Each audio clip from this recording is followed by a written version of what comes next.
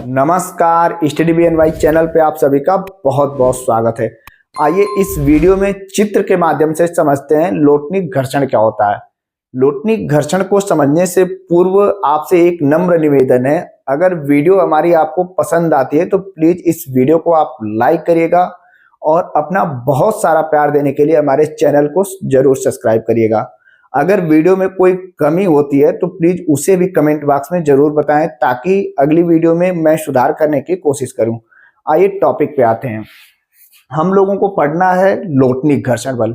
Suppose करिए कि कोई एक दृढ़ पहिया है और यह दृढ़ पहिया किसी दृढ़ क्षैतिज तल पे लुढ़क रही है। ठीक, क्षैतिज तल पे। अच्छा, दृढ़ पहिया क्यों ले रहे हैं और दृढ़ तल क्यों ले रहे हैं? तो ये एक तरह से आदर्श स्थिति मानी जाती है कि जहां फ्रिक्शन जो होगा वो क्या होगा, शून्य होगा। लेकिन आइए देखते हैं होता क्या है। जब कोई दृढ़ पहिया दृढ़ क्षैतिज तल पे क्या होगी, लुढ़केगी, उस स्थिति में इस पहिया का जो संपर्क होगा वो क्या होगा, रेखीय होगा। जब संपर्क रेखीय होगा तो चूंकि पहिया का भार किधर कार्य करेगा, नीचे की तरफ, और यह स्पर्श के कारण इस प्रकार इसका प्रतिक्रिया बल जो होगा बिल्कुल इसके क्या होगा, लंबवत होगा। उस स्थिति में इस प्रतिक्रिया बल का कोई क्षैतिज घटक होगा ही नहीं। जब क्षैतिज घटक नहीं होगा तो क्या होगा, लगने वाला घर्षण बल का मान क्या होगा, शून्य होगा। जब घर्षण बल का मान शून्य होगा फिर तो ऐसी वस्तु को अगर हम एक बल देके लुढ़का दें, जैसे चक्का चलाते हैं, छोटे बच्चे चक्का को क्या टायर को चलाते हैं, उस प्रकार अगर इस पे कोई बल देके लुढ़का दें तो ये अनंत काल तक गति की अवस्था में रहेगी। लेकिन क्या ऐसा हम व्यवहारिक रूप में देखते हैं? बिल्कुल नहीं देखते हैं।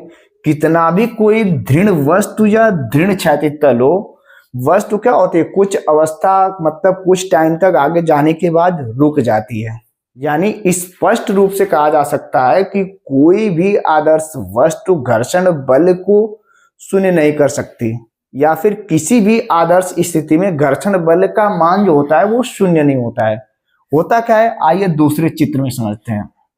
कितना भी दृढ़ पहिया या दृढ़ क्षैतिज तल हो, जब वह लुढ़कती है तो होता क्या है कि जो संपर्क तल होता है, यानी जहां पहिया और क्या क्षैतिज तल का जो संपर्क है, ये संपर्क तल जो होता है उस तल में जो नरम होगा, नरम का मतलब जो थोड़ा क्या होगा, कम दृढ़ होगा, तो उस स्थिति में क्या होगा, उसका विरूपण हो जाता है।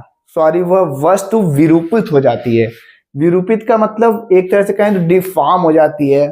थोड़ा बहुत क्या होता है, उसमें बदलाव आ जाता है, और उस बदलाव के कारण क्या होता है, जो अभिलंब प्रतिक्रिया यहाँ थी वो क्या होती है, थोड़ा झुक जाती है। ये अनिवार्य रूप से होता है, चाहे कोई वस्तु हो, वो क्या होगी, जो संपर्क तल होगा वहां उसकी स्थिति कुछ बिगड़ती है, जिसके कारण क्या होता है, प्रतिक्रिया बल झुक जाता है।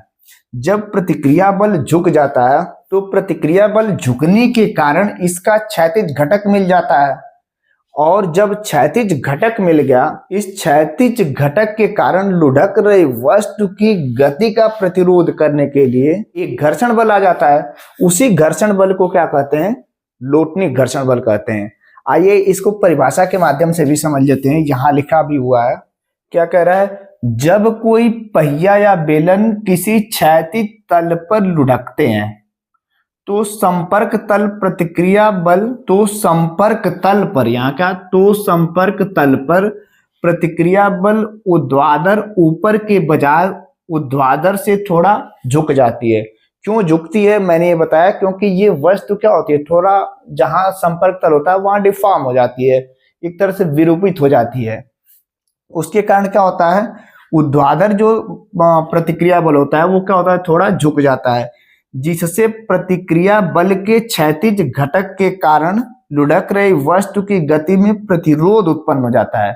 जैसे ही झुका फिर क्या होगा, क्षैतिज घटक उत्पन्न हो जाएगा, और उस क्षैतिज घटक के कारण जो वस्तु लुढ़क रही है उसकी गति में प्रतिरोध उत्पन्न हो जाता है, और इसी प्रतिरोध को क्या कहते हैं, लोटनिक घर्षण बल कहते हैं। आइए एक बार दोबारा रिपीट कर लेते हैं।